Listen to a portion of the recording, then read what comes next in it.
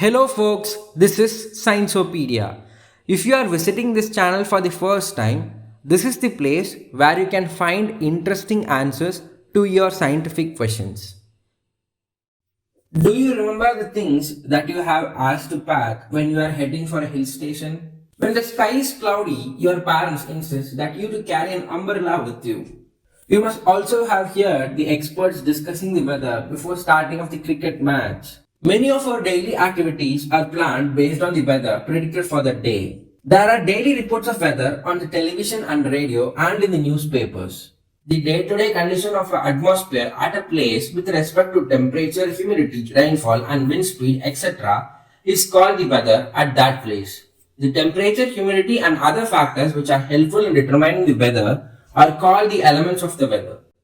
The weather is such a complex phenomenon that it can vary over a very short period of time. It can happen sometimes that it is sunny in the morning but suddenly clouds appear from nowhere and it starts raining heavily. Or sometimes a heavy rain may vanish in a matter of minutes and give way to bright sunshine. All changes in the weather are caused by sun. The distance of sun from us is very large.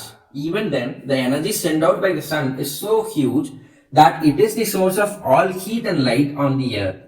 So the sun is primary source of energy that causes changes in the weather. Energy absorbed and reflected by the earth's surface, oceans and the atmosphere play the important roles in determining the weather at a place. If you live near the sea, you could have realized that the weather at your place is different from the place in a desert. Meteorologists record the weather every day. The records of the weather have been preserved for past several decades. This helps us to determine the weather pattern at a given place. The average weather pattern taken over a long time, say for 25 years, is called the climate of that place. If we find that the temperature at a place is high most of the time, then we can say that the climate of the place is hot. If there is also heavy rain on the most of the days in the same place, then we can say that the climate of a place is hot and wet. Weather and climate are two different phenomena. Weather for a place changes with short spans of time, whereas climate is constant.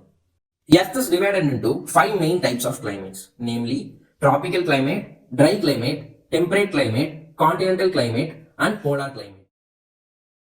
The tropical climates are the zone of hot and humid. The average temperatures are greater than 18 degrees Celsius and it is the region of heavy rainfall. The dry climate zones are so dry because the moisture in the air is rapidly evaporated and the region experiences very little rainfall. The temperate zone are characterized by typical warm humid summer with thunderstorms.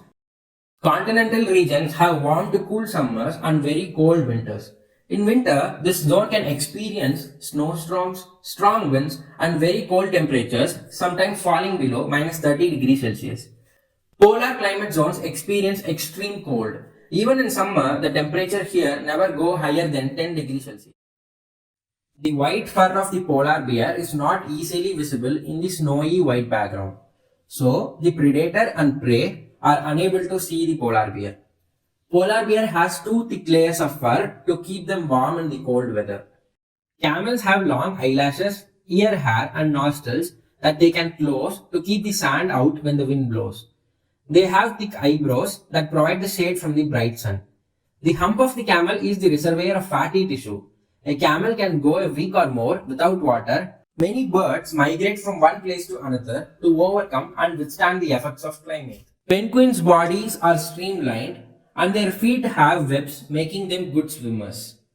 Because of global warming, sea level will increase, seasons will be longer in some areas, some regions of the world would become dry, weather patterns would be less predictable and more extreme, some of the forests may disappear, and more people will get sick or die from the heat stress.